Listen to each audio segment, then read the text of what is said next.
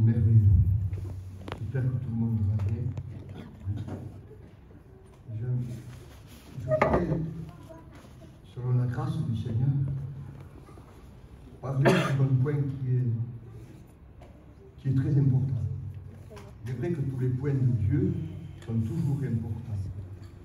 Mais je voudrais parler au sujet, c'est un point biblique, on va le voir, au sujet du mariage biblique.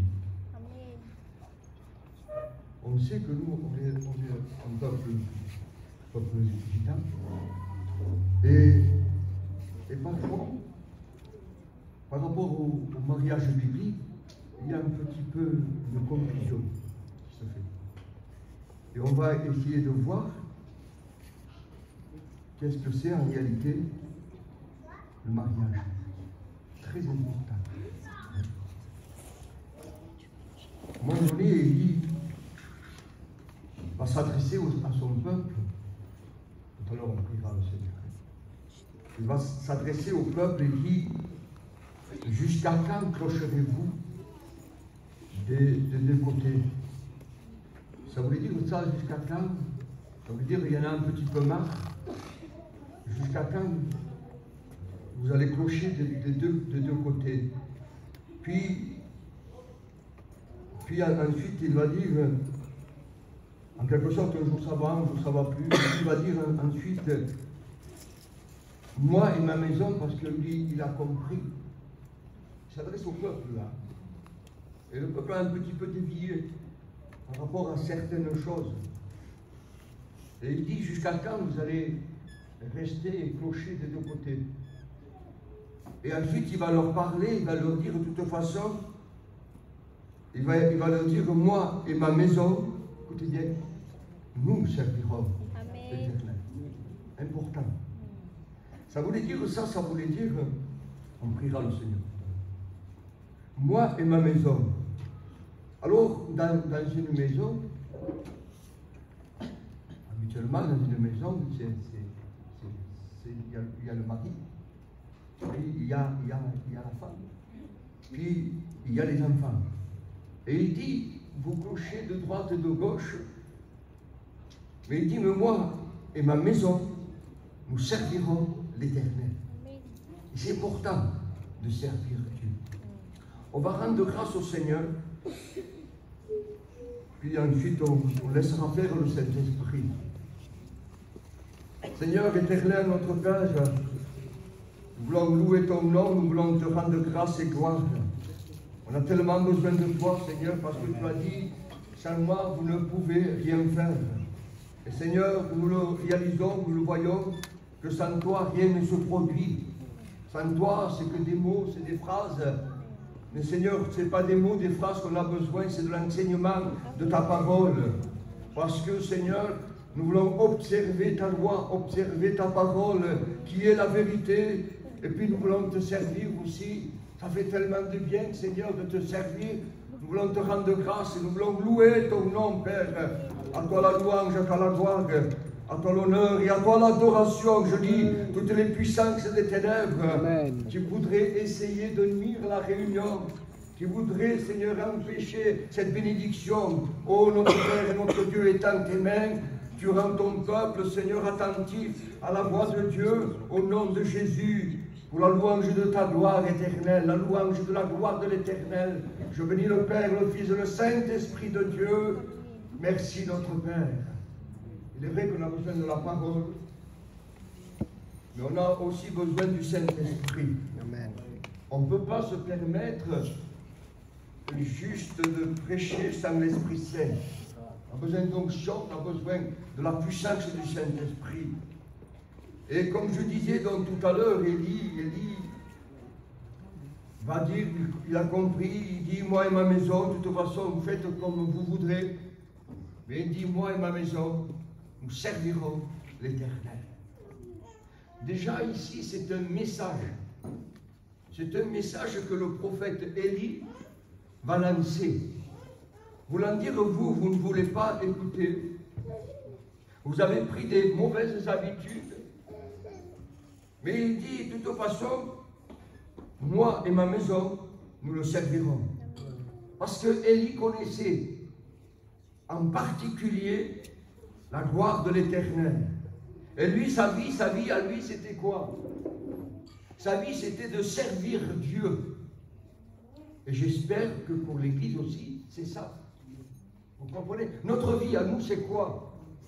Quand on vient à Jésus, qu'il a pardonné notre péché, qu'il a fait tant pour nous, notre vie, eh bien, c'est se servir, c'est servir Dieu.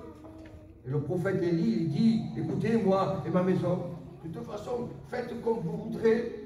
Il dit, moi et ma maison, nous servirons l'Éternel. C'est merveilleux. De toute façon, écoutez-moi bien, pour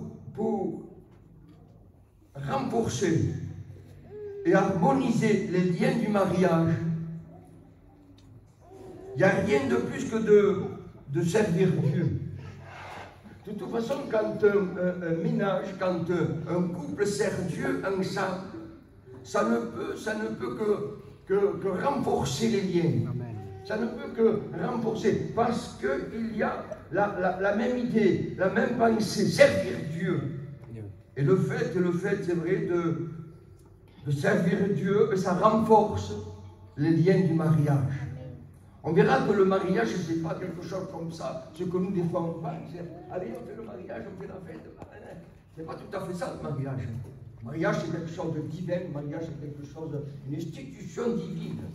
C'est une institution divine, c'est Dieu. Et on va le voir. Nous servons l'Éternel. Il n'y a rien de plus grand quand un couple sert Dieu. Vous savez pourquoi? Parce que quand un couple sert Dieu, c'est extraordinaire parce qu'ils ont la même pensée. C'est glorieux. Ils ont la même pensée, servir Dieu, lui être agréable, servir l'Église. Moi, à la maison, nous servirons l'Éternel. J'ai connu un couple, écoutez bien, qui, lui, était pasteur, mais sa compagne lui mettait tout le temps des entraves. Lui, il était pasteur, il voulait servir Dieu, mais sa compagne n'avait pas la même idée que lui, à l'époque. À la suite des temps, tout est rentré dans l'ordre, heureusement, merci Seigneur. Sa compagne avait une autre idée, une autre pensée.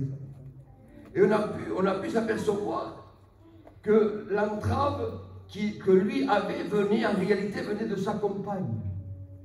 Oui, parce que lui voulait servir Dieu et elle ne voulait pas servir Dieu. Elle avait la tête ailleurs, elle avait l'esprit ailleurs. Et quand Élie dit, moi et ma maison ne se trompez pas, ça voulait dire, c'était un prophète, Élie. Il aurait pu dire, moi je vais servir Dieu. Oui, mais ta compagne là, Élie. Il dit, moi et ma maison, nous servirons l'Éternel. Ça veut dire que non seulement Élie servait Dieu, mais ça veut dire que sa compagne servait Dieu. Ça veut dire que s'il y a des enfants, les enfants servaient Dieu. Ça veut dire ça dans la pensée. Bien comprendre l'importance du mariage. Alors, je répète, ce n'est pas le mariage qu'on conçoit nous des fois. Mariage, la salle, la fête, c'est pas tout à fait ça. Hein? L'importance du mariage, Jésus donne un exemple. Regardez bien. L'exemple que Jésus-Christ lui-même donne par rapport au mariage. Il est dit que lui, vous le savez ça, lui, il est l'époux. Et l'Église est l'épouse. Donc c'est quand même important. Lui, il est l'époux, et l'Église, il est l'épouse. Voilà comment que Jésus va représenter le mariage. Vous comprenez? Comment que Jésus représente le mariage? Eh bien, tout simplement, le mariage, il donne l'exemple, il est l'époux, et l'Église est l'épouse. Merveilleux. On va continuer. Il dit, vous êtes de ceux qui ont persévéré dans l'épreuve avec moi. Et c'est un petit point qu'il est important de le noter. Vous êtes de ceux qui ont persévéré avec moi dans l'épreuve. Le Seigneur, il ne promet jamais qu'on n'aura jamais d'épreuve. Le Seigneur ne promet pas ça, mais il dit, vous êtes de ceux qui ont persévéré dans l'épreuve. L'épreuve, c'est vrai que l'épreuve, c'est quelque chose de difficile parfois. L'épreuve pour un foyer, c'est pas toujours facile. Mais il dit, vous êtes de ceux qui ont persévéré dans votre épreuve. Et ça, c'est très important, persévérer. Mais quand le couple cesse de persévérer dans les choses de Dieu, c'est important. Moi et ma maison, parfois il peut arriver que le compagnon, c'est un homme, lui, eh bien non. Parfois il peut arriver que le compagnon peut être fatigué. Et l'épouse venir secourir, venir soutenir son mari pour continuer la marche, persévérer dans les choses de Dieu. Quel point important. La Bible ne dit pas que tout sera facile. Il y aura des hauts, il y aura des bas. Mais de toute façon, ce qui est important, c'est d'être ensemble. Parfois, des personnes, des sœurs ou des frères, ils disent, quand tout va bien, c'est grâce à moi. C'est bien. Et quand tout va mal, c'est la faute à lui, ou c'est la faute à elle. Ça ne marche pas comme ça, c'est ensemble. On passe les épreuves ensemble. Écoutez, quand un enfant est malade, comment ça se passe? Quand un enfant est malade, en principe, c'est le mari et c'est la femme qui soutiennent. Ils sont ensemble. Ils passent des veilles de nuit, s'il faut. Ils sont là, mais ils sont ensemble. Ils sont ensemble. Et ça, c'est très important. Et il y a beaucoup de dérapage à ce sujet-là. Et le dérapage peut être tellement profond, surtout au milieu du peuple, notre peuple à nous, que ça peut aller jusqu'au divorce. Alors quand je parle de divorce, ça veut dire séparation. Hein? Dire, ben, écoute, puisque ça ne va plus, on se sépare et voilà. Oui, mais qu'est-ce que... C'est votre idée, c'est l'idée des fois de l'humain. Se séparer, ben on se sépare et voilà. Et ça marche comme ça. J'aimerais vous dire, aux yeux de Dieu, ça ne marche pas comme ça. Il faut parfois, il vaut mieux dialoguer, parler, savoir et parler et arranger les choses. On va le voir. Je vais vous raconter une histoire vraie. Il y avait un couple. Bon, si c'était un couple, ça veut dire qu'ils se sont mariés. Hein? Au début, tout rose, tout bien, s'estimaient, nous s'aiment, merveilleux. Et au bout d'un temps, ils ne s'entendaient plus.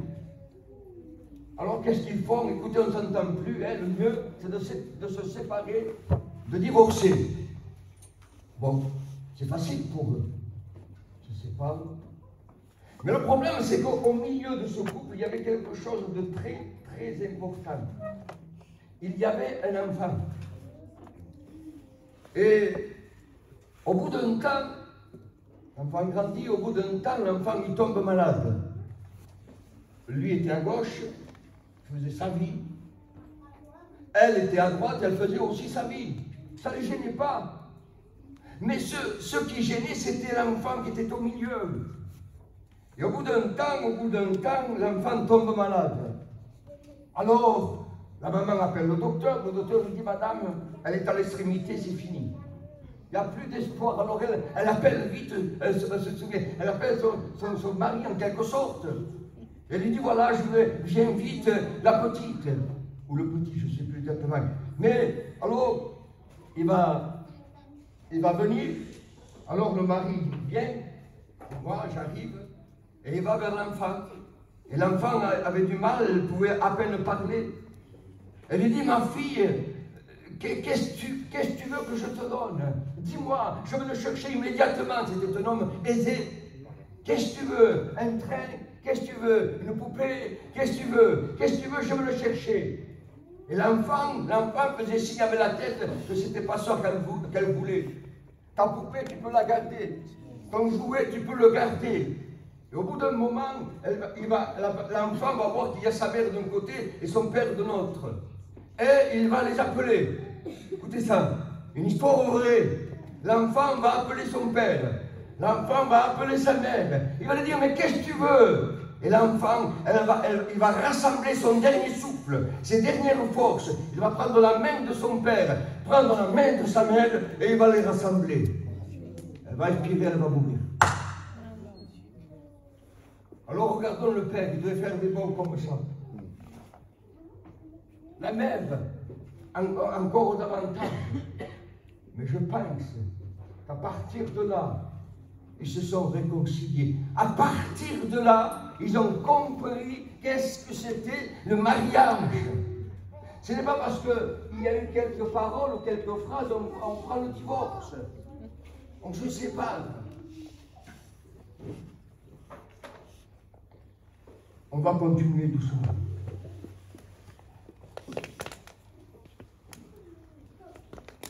Écoutez-moi bien. On va voir l'importance du mariage. D'abord, je dis l'importance parce qu'il faut savoir qui a institué le mariage. À dire qu'on ne sait plus, ça y est. Eh bien non. Qui a institué le mariage? C'est Dieu lui-même qui a institué le mariage. Quand Dieu, il crée, dans la Genèse 2:18, il s'aperçoit de quelque chose quand il crée. Il s'aperçoit qu'il n'est pas bon que l'homme soit seul. Vous avez dû le réaliser, ça. Dieu s'aperçoit que l'homme, il n'est pas bon qu'il soit seul. Il n'est pas bon que l'homme soit seul. Et Dieu ne se trompe pas. Un homme peut se tromper, un prophète peut se tromper, mais Dieu ne se trompe jamais. Et il dit, dans la Genèse, vous le trouvez, il dit, il n'est pas bon. Il n'est pas bon que l'homme soit seul. Je lui ferai, écoutez-moi bien, écoutez bien ça, je lui ferai une aide semblable à lui. Une aide, je lui ferai une aide. Ça veut dire, écoutez-moi bien, que la femme, elle va aider son compagnon. On va lui dire, c'est pour nous. Comment on va faire pour aider le compagnon? Quand il crève, il va falloir enlever la roue. C'est pas ça du tout. Mais la compagne va aider son compagnon dans le moral. Il va le dire dans le spirituel. Je lui ferai une aide semblable à lui. Vous comprenez? Il n'y a pas de supériorité. C'est moi l'homme. C'est moi. C'est pas comme ça que ça marche. Je lui ferai une aide semblable à lui. Semblable à lui. C'est des points importants. Dieu ne se trompe pas. Que la femme, j'ai noté ça, vous avez dû le remarquer, les frères, je m'adresse aux frères là, ou aussi avec la capacité qu'on puisse avoir, avec le savoir, même si on est des grands cuisiniers, qu'on sait faire la cuisine, qu'on sait balayer, qu'on sait faire. Il suffit que la femme parte pendant un temps à la maison et qu'il vous laisse tout seul, les frères, avec les enfants. C'est une catastrophe. C'est une catastrophe. On va faire de l'anglais, on va faire des œufs au plat, les œufs vont tomber par terre, on va faire un massacre. C'est comme ça, je ferai une aide. Et quand la femme est là, en 2-3 secondes, tout est propre. C'est comme ça. Je lui ferai une aide semblable à lui. même avec tous les efforts qu'on pourra faire, ça ne sera jamais assez suffisant. Ça ne marchera jamais. Parce que Dieu l'a dit, je ferai une aide semblable à lui. Alors il est très important de réfléchir avant le mariage. Allez, hop. Non, il faut réfléchir. Parce que le mariage, c'est quelque chose de sérieux. C'est sérieux, ça peut venir grave, le mariage. Vous comprenez? Avant, il faut réfléchir. Est-ce que réellement, c'est ça? Est-ce que réellement, je vais fonder un foyer? Est-ce que réellement, c'est ça? On va continuer. Vous avez entendu parler souvent qu'il y a des vieux couples. Pour vous dire que la solitude, c'est pas terrible la solitude.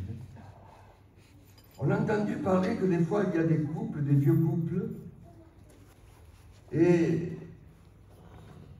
quand un part, souvent c'est ça, hein, quand un part, c'est-à-dire ils sont vieux et voilà, on n'est pas éternel ici sur la terre, et quand un part, et bien souvent on a écouté, lui est parti, elle est partie aussi.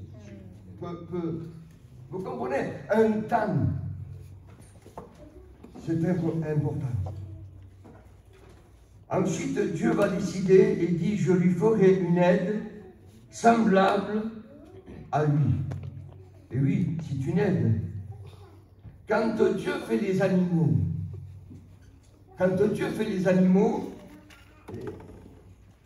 il dit à Adam, donne-leur des noms. Et qu'il domine, donne-leur des noms et qu'il domine sur eux. Que tu domines sur eux. Mais ce n'était pas suffisant. Ce n'était pas suffisant. Donne-leur des noms et qu'ils dominent sur eux. Parce que, écoutez-moi bien, Dieu a fait des animaux. Vous comprenez, il a fait des animaux, il a fait des girafes, des éléphants, des hippopotames, des chevaux, toutes sortes d'animaux. Mais vous avez remarqué quelque chose? Aucun animal n'a pu aider l'homme. Aucun animal n'a pu aider l'homme. Parce que aussi intelligent, soi-disant, aussi intelligent qu'il soit un animal, dites-lui à la girafe, on va prier. La girafe ne priera pas. Vous comprenez? Dites à l'éléphant, on va jeûner, on va prier. Ça n'entend pas, c'est pas possible. Maintenant, écoutez-moi bien, si les frères disent maintenant, on va prier Dieu à sa compagne pourra prier Dieu. Vous comprenez? Si la compagne dit à son compagnon, on va prier Dieu, donc ça va devenir une aide. Un animal ne peut pas être une aide. Il y a des personnes qui disent, j'ai un animal de compagnie, moi. Ils prennent des chiens, ils prennent des chats. Alors, ça va, mon petit chat. Alors, le chien, ouais, qu'est-ce qui va me donner la gamelle? Hein? Comme si l'animal pouvait répondre. J'aimerais vous dire une chose, l'animal ne répondra jamais. Dieu vous répondra, votre compagnon vous répondra, votre compagne vous répondra, mais l'animal ne vous comprend pas. Vous comprenez? L'animal ne vous comprend pas. Seul, il dit, je ferai une aide. C'est important que le couple soit dans l'unité de l'esprit. Les frères, surtout pour nous, au peuple gitan, est-ce qu'on est orgueilleux? Excusez-moi de ce côté, c'est moi. Je suis l'homme. Oui, mais l'homme doit aider. C'est moi. Ou des fois, il y a des femmes, bien sûr. C'est dur aussi, des fois. Hein. La femme peut prendre l'autorité, peut prendre le règne. Ça ne marche pas non plus. Elle va être une aide pour son mari. On va essayer de voir. Dieu fait la première anesthésie. Il fait la première anesthésie et la première chirurgie, c'est Dieu qui l'a fait. Des fois, on dit, nous, tu sais, il y a un grand chirurgien qui s'appelle un tel, et la première chirurgie, Et la première anesthésie, c'est Dieu lui-même qui le fait. Il endormit l'homme, prit une de ses côtes et renferme la chair. Et à partir de là, il vient une dame, une femme. Oui. Écoutez ce que dit l'apôtre Paul. Je ne vous embête pas, ça va? Écoutez ce que dit Paul. L'homme, écoutez bien, l'homme est pour la gloire de Dieu. Et la femme est pour la gloire de l'homme. L'homme est pour la gloire de Dieu, la femme est pour la gloire de l'homme. Et de deux, ils deviendront un. C'est-à-dire, elle va aider. C'est-à-dire, ils vont s'aider. Ils vont marcher. Ils vont s'aider. Ça ne veut pas dire qu'il n'y aura jamais de difficultés, les frères. Comprenez bien. Je ne suis pas en train de dire qu'il n'y aura jamais de problème. Jamais de difficultés. Il y aura des hauts, il y aura des bas. Mais qu'importe que ce soit haut ou que ce soit bas, on est là et nos compagnes, on cherche à servir Dieu avec nos compagnes. Quando tem que chercher à servir elle est de haut, elle est de bas, elle la sauvera. Amen. Vous comprenez? De haut, elle est de bas. Oui. 40 ans que je sers Dieu. Hein? Il y a eu des moments où ma compagne a été à un bon niveau et elle était une bonne conseillère. Et tant que les conseils venaient par l'esprit, je disais, t'es robot. Parce que moi et ma maison, nous sommes robot pour l'éternel. Alors ne pensez pas, les frères, c'est moi qui l'a dit, c'est moi qui l'idée, c'est moi qui... Non, une femme peut avoir aussi une bonne idée. Une femme peut être spirituelle. C'est pas un animal. On n'est pas des animaux, nous on parle, nous on dialogue. Et tout ça vous arrive de dialoguer avec vos compagnes. C'est quoi? Des fois c'est difficile. Je veux dire la vérité, des fois c'est dur de dialoguer pour une raison ou pour une autre. Des fois c'est difficile. Des fois il y a des frères qui sont caractériels, hein, même que nous sommes venus à Jésus. Des fois il y a des sœurs qui sont caractérielles à moi. Et des fois, c'est vrai que voilà. Mais avez-vous remarqué, quand on arrive à dialoguer, quand on arrive à parler, il y a ce problème, il y a cette difficulté, mon mari, ma femme, il faut qu'on s'aide, il faut arriver à résoudre, et parce que c'est Dieu qui va nous donner la solution. C'est important ça. La femme n'est pas pour entraver, on a quelque chose aujourd'hui. La marche, le service de Dieu, mais non plus pour dominer. Hein? Elle n'est pas là pour dominer, mais bien pour aider. Je ferai une aide. Alors les sœurs, je m'adresse à vous maintenant. Là, je m'adresse à vous. Est-ce que vous êtes des aides pour votre compagnon ou est-ce que vous êtes une entrave? Hein? Toujours en train de raconter. Hein? Jamais content. On fait ce qu'on peut, les frères. On n'est pas terrible non plus des fois, mais on fait le mieux possible. Et bien des fois, c'est vrai, la compagne n'est jamais contente, jamais elle est satisfaite, elle voudrait toujours plus. Et des fois, ça entrave la marche. Vous comprenez? Alors, les sœurs, écoutez-moi bien, vous n'êtes pas là pour entraver. Vous êtes là pour aider. Notez bien ça, notez-le. Mettez-le dans votre esprit. Je suis là pour aider, pour la gloire de Dieu. Je suis là pour aider mon compagnon. Vous êtes là pour aider. Tout à l'heure, on verra. Ne soyez pas des entraves au service de Dieu, mais au contraire, marchons au nom du Seigneur Jésus. Je continue. Alors, l'aide, c'est une aide, comme j'ai dit tout à l'heure, une aide spirituelle. Vous allez aider votre compagnon, les sœurs, spirituellement. Hein? Spirituellement, vous allez l'aider. Parfois en priant, parfois, voilà, en étant des choses simples, des fois, en étant prête. Hein? La réunion commence. En étant prête, en faisant le mieux possible, et hop, aller à la réunion. Hein? De cette façon, vous pouvez aider votre compagnon aussi. Vous comprenez? Si votre mari se dépêche pour la réunion et vous avez toujours le temps, toujours. C'est rien ça, c'est pas dramatique. Mais ça peut faire une entrave à l'œuvre de Dieu, ça peut faire une entrave à sa vie spirituelle. Ça peut le décourager aussi. Ça peut le faire mettre en colère. Vous comprenez? Alors, les sœurs, soyez des aides pour votre compagnon. Les frères, au nom de Jésus aussi, il faut qu'ensemble, on puisse grandir dans les choses de Dieu. Je vais vous donner un conseil. Un conseil. Regardons toujours à notre ancienne nature. Parce que notre ancienne nature, elle n'est pas terrible, notre ancienne nature, pour certains. Hein. Notre ancienne nature n'est pas terrible. Et cette ancienne nature veut toujours revenir à la surface. Vous avez remarqué ça? Cette ancienne nature veut toujours revenir à la surface. Alors le conseil du serviteur de Dieu, le conseil du pasteur, c'est ça.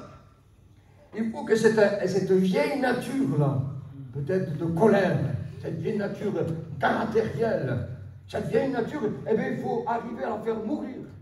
Si vous voulez être une aide pour l'œuvre de Dieu, une aide pour votre foyer, une aide pour votre compagnon, eh bien, il faut que cette vieille nature caractérielle meure en Jésus-Christ. Ma vie ancienne, où c'est qu'elle est, ma vie ancienne? Eh bien, allez au mont Golgotha, la croix a été crucifiée. Votre vie ancienne, où c'est qu'elle est? Elle est morte en Jésus-Christ. Pourquoi elle est morte en Jésus-Christ? Parce que vous l'avez déposée au pied de Jésus-Christ. Ce n'est plus moi, c'est toi.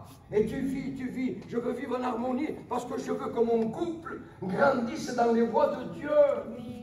Alors les couples, juste ceux qui ont 20 ans, eh bien non. Voilà le frère, un exemple, ils servent Dieu. Ils servent Dieu. 40 ans que je sers l'Éternel. Que je sers Dieu. 40 ans que je le sers. J'ai vu des hauts, j'ai vu des bas, j'ai vu toutes sortes de choses. J'ai vu des signes, j'ai vu des miracles, j'ai vu des enfants guérir. J'ai vu toutes sortes de choses. Mais l'Éternel, c'est l'Éternel. Et il dit, moi et ma maison, nous servirons l'Éternel. Alors il faut choisir, qu'est-ce que vous voudriez faire? Servir Dieu ou ne pas le servir? C'est la chose la plus extraordinaire qui pourrait vous arriver, c'est de servir Dieu. Toi et ton compagnon, toi et ta compagne, tu sers l'Éternel. Tu sers Dieu. C'est très important. J'aimerais vous dire quelque chose. Tout à l'heure, j'en ai un petit peu parlé. Pour Dieu, je sais que je vais toucher des points là, délicats. Pas pour moi, hein, mais pour Dieu, pour la Bible, le divorce n'existe pas. Pour Dieu, le divorce n'existe pas. Pour les gens du monde, ça ne va pas aller. Sans regarder, le divorce, ils le font exister. Mais aux yeux de Dieu, ça n'existe pas, le divorce. Voilà pourquoi souvent je dis, attention, est-ce que vous êtes sûr de vouloir vous marier? Attention, est-ce que vous êtes sûr que c'est ça que Dieu a choisi? Est-ce que c'est cette personne? Vous comprenez? C'est très important, parce que le divorce n'existe pas. On se marie aujourd'hui, demain on divorce. Facile de chose. Quand on divorce, écoutez-moi bien ce qu'on fait. On touche la divinité de Dieu, puisque c'est Dieu qui a institué. C'est Dieu qui a institué le mariage. Et en divorçant, on touche la divinité de l'Éternel. Je ferai une aide semblable à lui. Je veux me marier, moi. Mon père, je veux me marier parce que tu vois la fille, elle est blonde, elle a les yeux bleus, là. Mais c'est pas comme ça. Elle peut avoir un œil noir et un œil blanc. Si Dieu. Parce que c'est lui qui va lire dans ton cœur. C'est lui qui va lire dans ta vie, c'est lui qui va lire. Et il sait comment jouer, il sait qui il faut, pour qui il faut. C'est quelques-uns là. Oui, mais est-ce que c'est sûr ça, qu'il faut le marier? Il faut le marier d'abord, écoutez-moi bien, il faut qu'il naisse de Dieu d'abord. Mais aujourd'hui, c'est vrai qu'ils n'écoutent pas beaucoup. sont un petit peu leur idée, un petit peu. Et la Bible est en dehors des choses de Dieu. La Bible est en dehors du mariage. L'institution du mariage, c'est divin. C'est divin. L'institution du mariage, c'est une institution divine, une institution qui vient de l'Éternel. Et qu'on soit gitan, le peuple gitan, Rome, ce que vous voudrez, on n'a pas le droit. On n'a pas le droit de toucher la divinité, l'institution divine de Dieu. Alors réfléchissons bien, réfléchissez bien. Avant de demander, mais non, qu'est-ce que tu as eu, après qu'il faut faire. Mais réfléchissez bien. Vous comprenez? Parce que c'est Dieu qui sait, c'est Dieu qui voit là. Il sait ce qu'il nous faut. Il sait la personne qu'il nous faut. Alors, par nos coutumes, ne précipitons pas les choses. Il dit, je ferai une aide. Est-ce que vraiment ce sera une aide? Parce que c'est toi qui as choisi, alors ce n'est pas une aide. C'est quelques ans, il faut le marier. Oui, mais attends, il faut une aide. Est-ce que c'est celle-là, l'aide pour ton compagnon? Ou est-ce que c'est celle-là, l'aide pour ton compagnon? Vous comprenez? Alors, au nom de Jésus-Christ, je ferai une aide semblable. Vous remarquez quand un couple serve Dieu, que c'est beau, que c'est merveilleux. On pourrait dire comme cet homme, il dit, moi et ma maison, nous servirons l'Éternel. Lui, par contre, des hommes de Dieu, partant pour l'évangélisation. Et la femme, à genoux, dans sa chambre, Seigneur, bénis mon mari. Comme disent les mamouches, quelle beauté. Bénis mon mari, Seigneur, parce qu'il va, je ne sais pas où. Il va à l'extrémité de la terre, parce que toi, tu lui as dit d'y aller. Et moi, je ne peux pas y aller, Seigneur. Mais moi, je peux faire quelque chose. Écoutez-moi bien, les compagnes. Moi, je peux faire quelque chose. Je peux m'agenouiller, je peux prier Dieu. Seigneur, garde mon mari. Garde mon mari. Je peux le faire, ça, Seigneur. Alors, je le fais. Je ferai une aide semblable. Et l'aide, ce n'est pas changer la roue. L'aide, ce n'est pas changer la roue. L'aide, c'est celle qui va prier pendant que son mari, il va. Pendant que son mari, il va à l'évangélisation. Pendant que son mari va à l'enseignement. Pendant que son mari, il fait du mieux possible pour servir l'Éternel. Elle fait du mieux possible pour louer Dieu, pour prier Dieu. Seigneur, accompagne mon mari. Voilà l'aide. Voilà l'aide qu'il faut être. Pendant que ton mari, il travaille, il est préoccupé pour l'église. Toi, tu pries. Tu veux qu'il le fasse avec ton âme, avec son âme, avec son cœur. Je ferai une aide semblable à lui.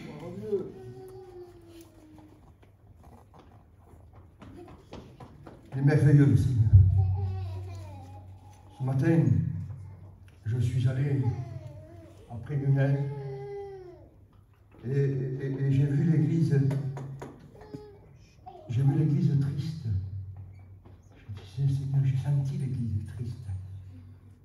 Vous savez pourquoi ça m'a touché, ça? Parce que leur pasteur, hospitalisé, ils lui ont donné quelques jours, si ça ne va pas, il part. Et l'église était triste. L'église était peinée, l'église était triste. J'entendais des prières. Je ne comprends pas tout les païens, mais j'ai compris quand même. Des femmes qui priaient, des sœurs qui priaient, qui disaient, Seigneur, bénis notre pasteur, ramène-le, éternel, à peu près. Des frères qui priaient de tout leur cœur, avec des cœurs brisés, pour leur pasteur, pour leur serviteur.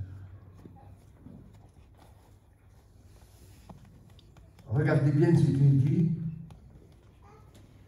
que la femme,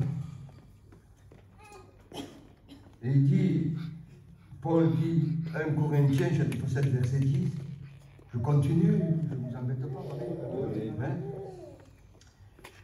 Alors je continue. Que la femme ne se sépare pas de son mari. Que la femme ne se sépare pas de son mari. Comme je disais, la mode, c'est ça. La femme ne se sépare, voilà. Et ça arrange tout. Eh bien non. Ça arrange rien du tout, ça. Que la femme ne se sépare pas de son mari. Mais est-ce que ça donne le droit est-ce que ça donne le droit, le mari, de se séparer de sa femme? Papa me dit, ça passe plus là, ça passe le scoudé. Alors je ne sais pas. Ça ne passe pas là. Hein. Mais le texte dit que la femme ne se sépare pas de son mari. Ça ne donne pas l'autorité, ça ne donne pas le moyen de dire que le mari a le droit de se séparer de sa femme. Au contraire, comme je disais tout à l'heure, il faut qu'ensemble, ils servent Dieu. Ensemble, ils soient dans l'œuvre de Dieu. Croyez-vous que Dieu se trompe dans ce qu'il fait? Pas du tout, il ne se trompe jamais. Il ne se trompe jamais. Parce qu'il est Dieu. Je donne mon avis là-dessus.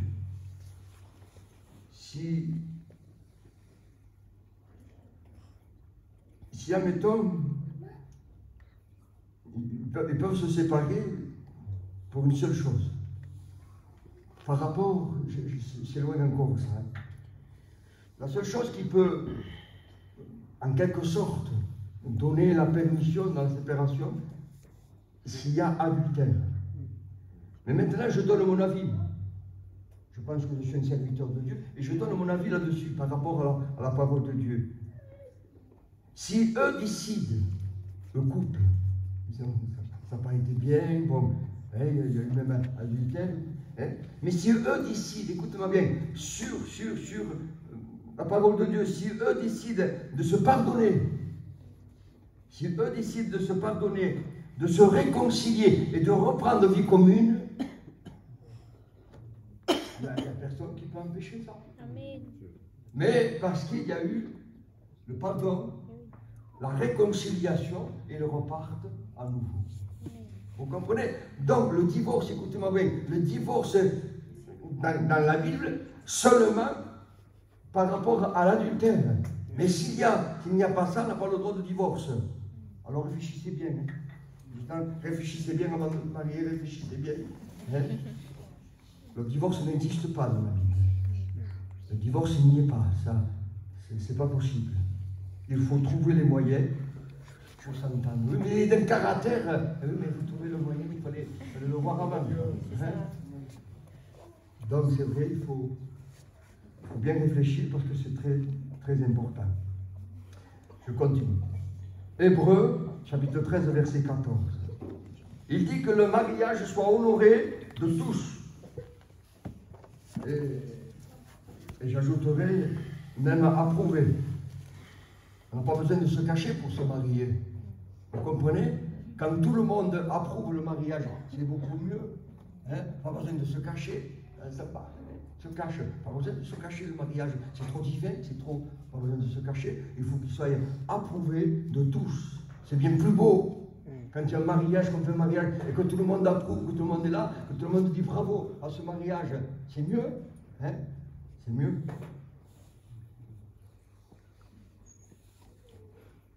Il y a des couples qui ne font pas honneur à leur mariage. Comme je disais, pour un oui, pour un non, ils se séparent. C'est-à-dire pour pas grand-chose parfois. Ça arrive aujourd'hui, c'est ça. C'est presque devenu la mode. Sans réfléchir, sans regarder s'il y a qui touche, s'il n'y a pas qui touche, l'enfant. Voilà. Du moment où ils se séparent, voilà, ils se disent, voilà, c'est pas moi, c'est la faute à lui, c'est la faute à elle. On se sépare et ça arrange tout. J'aimerais vous dire que ça arrange rien du tout. Parce qu'il faut voir l'institution divine, l'institution de Dieu. C'est toujours, ça reste toujours une institution divine. Vous comprenez? Alors réfléchissez bien. Réfléchissons bien sur l'institution divine, sur le mariage. On a des mauvaises habitudes, nous, peuple. Hein? Allez, on demande la même chose. Ah, après les enfants, hein, tu comprends, ça va plus, tu comprends, elle, ça va plus, lui, et hop, ça y est. Terminé, fini, terminé. Touchons pas à ce que Dieu a institué. On va continuer. Je voudrais, moi, ajouter quelque chose. C'est-à-dire que le mariage à l'essai, ça n'existe pas. Hein? Le mariage à l'essai, ça n'existe pas comme une voiture. Une voiture à l'essai, ça existe. On va voir, tu as dit, monsieur, hein, je veux bien prendre votre voiture, mais il faut que je l'essaye. Mais le mariage à l'essai, ça n'existe pas. C'est pour ça que tout à l'heure, je vous disais qu'il faut être sûr dans un sens. Il faut être sûr de bien vouloir se marier pour servir Dieu. Vous comprenez? Le mariage est une institution, je le répète, une institution divine. On ne marie pas les enfants parce qu'il faut les marier. Oui. Comme ça, il restera avec sa femme, malheureusement, c'est une erreur. Parce qu'il ne reste même pas avec sa femme. Oui. Comme il est trop jeune, ou je ne sais pas, et comme il a la voiture, alors il s'en va. Alors qu'est-ce que ça produit, ça, parmi nous? Eh bien, ça produit du désordre. Parce que la petite compagne, elle n'est pas contente. Il est parti avec la voiture, il s'en va. Vous comprenez? Et ça met du désordre. Et bien sûr que ça ne marche pas. Donc, il ne faut pas essayer, mais il faut être sûr. Parce que le mariage, c'est très, très important. Je donne un bon conseil afin d'harmoniser le couple. Chacun a sa place. Hein? Chacun a sa place. Le mari a sa place. Hein? C'est toujours le frère, je ne sais pas comment il fait, mais je suis sûr qu'à la table, il doit se mettre tout le monde dans la même place. Moi, je le fais. Moi, pourquoi? Voilà. C'est une habitude, je prends ma chaise, je me mets là. Hein? Eh bien, afin d'harmoniser le couple, chacun a sa place. Chacun a sa place. Vous comprenez? C'est-à-dire que l'homme ne peut pas être la femme. Et la femme ne peut pas être l'homme. Chacun, dans la maison, a sa place. Vous comprenez? Nous, on n'a jamais... De toute façon, on ne saurait pas le faire. Hein. À part qu'elle soit malade. La compagne, si elle est malade, c'est moi qui prends le balai. Vous comprenez? C'est moi qui vais prendre la Saint-Pierre. C'est moi qui faut faire la vaisselle. C'est les malades. Mais maintenant, chacun a sa place. Vous comprenez? Le mari va travailler, bien souvent, quand il peut, et la femme reste à sa place. C'est elle qui fait ce qu'il doit faire. Regardez ce qu'il dit. Paul, il dit, chapitre 5, verset 22 de Éphésiens, que la femme soit soumise à son mari. Que la femme soit soumise à son mari. Et bien souvent, ça, certainement que Paul, c'était un homme intelligent, il a dû se percevoir de quelque chose. Il a vu que les femmes n'étaient pas soumises à leur mari. Il a vu les caractères des femmes. Il a vu. Et il dit que la femme, il les interpelle certainement. Il les appelle et il leur dit, hé, les femmes, il faut être soumises à votre mari. Ça ne veut pas dire, quand le mari vous dit, allez ma femme, rentre la tête contre le mur. C'est pas ça. Quand le mari vous dit, allez ma femme, ne mange pas pendant 10 jours, c'est pas ça la soumission. Mais c'est une soumission spirituelle. C'est une soumission qui vient de Dieu. C'est une soumission spirituelle. Parfois, il y a des hommes, il y a des femmes tellement caractérielles, c'est eux qui veulent la direction. Le mari n'a pas le droit d'ouvrir la bouche, ou vice-versa. Au lieu d'avoir un dialogue, dis ma femme, tu penses que c'est, tu crois que tu ne te trompes pas, tu crois que c'est que j'ai chiffré, tu crois qu'il faut faire. Le dialogue est important. Vous savez, il y a une chose que j'aime énormément, c'est de m'enfermer à double tour dans ma chambre et de louer Dieu, de prier. Mais il y a un moment aussi où je dois dialoguer. Parler avec ma femme et c'est important. C'est important d'avoir un temps de dialogue, un temps où il faut parler. Vous comprenez? C'est important. Le fait, écoutez-moi bien. C'est une faute chaque non? Ça du semaine, le fait de parler, de dialoguer, c'est important. Vous comprenez? Admettons que votre mari ne vous calcule pas, eh bien, il vient un moment que l'angoisse va vous surprendre. Vous ne calcule pas, ne vous donne aucun conseil, ou vice-versa. La femme va pas se calmer, Faites pas attention. Vous mangez, elle est de l'autre côté. Par contre, si la femme, parce qu'elle s'est mijotée, la femme, elle s'est faible, elle prépare un petit repas pour son mari. C'est agréable. Vous devez pas le dire, c'est agréable. C'est agréable. Chacun a sa place. Et il dit que la femme soit soumise à son mari. Alors, c'est pas l'esclave, les frères, attention. Hein. Il n'y a pas Saint-Gagnac qui est. C'est pas l'esclave. Fais chaud, fais qui a chaud, hein. C'est pas ça, hein. C'est pas ça, pas du tout. C'est pas du tout ça. Au contraire, elle est soumise parce qu'elle t'aime. Elle est soumise parce que vous êtes ensemble. Quand elle est angoissée, tout ça, c'est qui? Qu'est-ce qu'il y a, mon femme? Qu'est-ce qui se passe? Quand tu es angoissé, le mari est là. Et quand le mari est angoissé, la femme est là. C'est une aide. Elle est là. Elle n'est pas forte, ma femme. Oui, mais moralement, écoutez-moi bien, faisons un peu le moral. Qui c'est qui a plus de morale? L'homme ou la femme? C'est la femme. Qui c'est qui est plus forte? C'est la femme. En sens. Vous comprenez? Alors écoutez-moi bien, quand l'un faiblit dans le moral, eh bien l'autre va relever. Sera une aide semblable. Elle devient une aide réellement. Elle peut devenir, une femme peut devenir un bon conseiller. Le mari, il est moi attention, elle va dire, non, mon mari, surtout ne fais pas ça, mon mari. Surtout, c'est ça, une conseillère. Conseiller, ah vas-y, mon mari, c'est pas ça. Mais au contraire, la femme doit adoucir, la femme doit adoucir, la femme doit adoucir son mari. Elle dit non, mon mari, c'est pas comme ça, c'est pas grave, c'est rien. Vous comprenez? C'est important. Elle va être une aide pour son compagnon. Et le compagnon va reprendre des forces, va reprendre confiance. Et il va prendre confiance au nom de Jésus-Christ. Sarah lavait les pieds de son mari, Abraham. Et pourtant, on n'a jamais vu Abraham frapper sa femme Sarah pour qu'il lui lave les pieds. Et pourtant, Sarah lavait les pieds de son mari. Quelle soumission et quel amour. Elle lavait les pieds de son mari. Et Abraham n'a jamais tapé, rien à la force, tout était en harmonie. Tout était en harmonie. Et important dans les foyers, dans les couples, qu'il y ait cette harmonie. Et c'est ça que nous manquons parfois. Parfois, c'est ça que nous manquons.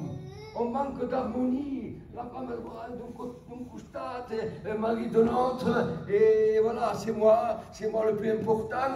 Il se passe, c'est pas ça du tout.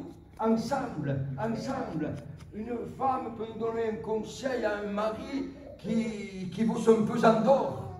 Un conseil d'une femme peut donner extraordinaire, peut venir glorieux.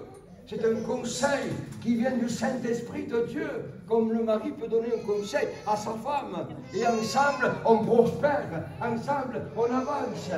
Moi et ma maison, et je reviens encore là, moi et ma maison, nous servirons l'Éternel. Maintenant, les frères, écoutez-moi bien, si votre compagne ne veut pas servir Dieu, qu'est-ce qu'il faut faire? Faire comme elle, pas servir? Eh bien non, vous servez quand même Dieu. Amen.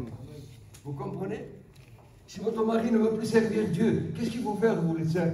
On ne sert plus Dieu? Vous servez Dieu quand même. Amen. Vous priez quand même. Vous louez Dieu quand même. C'est important ça. Ce que je dis, c'est très important. Merci Seigneur. Je vais regarder la conclusion. Conclusion, regardons maintenant l'harmonie du couple qui va servir Dieu par l'Esprit. Ils vont traverser des vents contraires, comme je disais tout à l'heure, ça peut arriver ça. Ne croyez pas parce qu'on est devenu chrétien qu'il n'y aura pas des contrariétés, qu'il n'y aura pas des tempêtes qui vont venir dans notre vie. Hein? Il y en aura, mais ensemble, on les traverse. On traverse vent et marée parce qu'on est attaché à Dieu. Vous comprenez? On est attaché au Seigneur. Cette fois-ci, je m'adresse au mari. Hein? Voilà, je me s'adressais au seul. Je m'adresse au mari. Et dit, Marie, aimez vos femmes. Comment qu'il faut aimer? Aimez vos femmes comme Christ a aimé l'Église et il s'est livré pour l'Église. Ça, c'est le point le plus haut. Il a aimé. Aimez vos femmes comme Christ a aimé l'Église. Le point, il va chercher le point le plus haut. aimez vos femmes comme Christ a aimé l'Église. Oui, tout à l'heure je l'ai dit. C'est l'image, c'est l'image. Il est l'époux et l'Église c'est l'épouse. Et c'est l'image, comme Christ a aimé l'Église. Aimez votre mari. Au nom de Jésus, aimez vos maris. Femmes, aimez vos maris. Il dira, l'apôtre, il a dû voir quelque chose. Qu'est-ce qu'il était intelligent, Paul. Il a dû s'apercevoir de quelque chose. Il a dû s'apercevoir de quelque chose. Il allait dire, les femmes, aimez votre mari. Ça veut dire, aidez votre mari. Ça veut dire, faites ce que vous devez faire au nom de Jésus. Faites ce que vous devez faire au nom de Jésus-Christ. Pour la gloire de l'Éternel. Aimez vos femmes, il dira. On comprend mieux, je conclue. Quand il dit, l'homme quittera ses parents et s'attachera à sa femme. L'homme quittera ses parents et s'attachera à sa femme. Alors, je dis un point. Ça ne veut pas dire que quand on est marié, on abandonne les parents. Ça ne veut pas dire ça du tout. Ça ne veut pas dire que, ça y est, moi je suis marié, arrangez-vous. Ça ne veut pas dire ça. Mais ça veut dire qu'ils vont fonder un foyer ensemble. Ça veut dire qu'ils vont fonder un foyer. Le mari et la femme vont fonder un foyer. Mais les parents, il ne faut pas les oublier. Les parents, il faut s'en occuper. Les parents, mais seulement eux, ils ont eu leur vie. Et nous, on a la nôtre aussi. Eux, ils ont eu les enfants. Et nous aussi, on a les nôtres. Mais il ne faut pas les oublier. Il faut surtout, il faut les aimer. S'il y a quelque chose à faire, il faut le faire. Mais attention, nous sommes dans l'unité. Le mari et la femme est dans l'unité. Vous comprenez qu'il n'y a pas de trouble dans ce domaine-là. Hein? Il faut leur montrer aux parents, c'est important, qu'on a beaucoup d'amour pour eux. Très important. Qu'on les aime encore. Il faut se souvenir de quelque chose. Qui c'est qui nous accompagnait à l'école par la main? Ce n'est pas nos parents. Il ne faut pas oublier ça. Casados, qui sont mariés, qui s'arrangent comme ils sont vieux. On peut faire quelque chose, on le fait ensemble. Mon mari, on le fait ensemble. Ma femme, on le fait ensemble. Alors que ce soit d'un côté ou de l'autre, eh bien, il faut le faire, on le fait. Ça plaît à Dieu. C'est important de le faire. Hein? C'est important de le faire. Savez-vous que les parents sont là, je conclue. Ils sont là pour donner toujours de bons conseils. Les parents, si vous y allez, ils diront, mon père, ma mère, tu vois, il y a ça, il y a ça. Automatiquement, le père ou la mère, il faut qu'il sorte un bon conseil. Vous comprenez? Il faut qu'il sorte de sa bouche un bon conseil. Les parents ne sont pas là pour donner des bons conseils. Dis chou, fais des chi.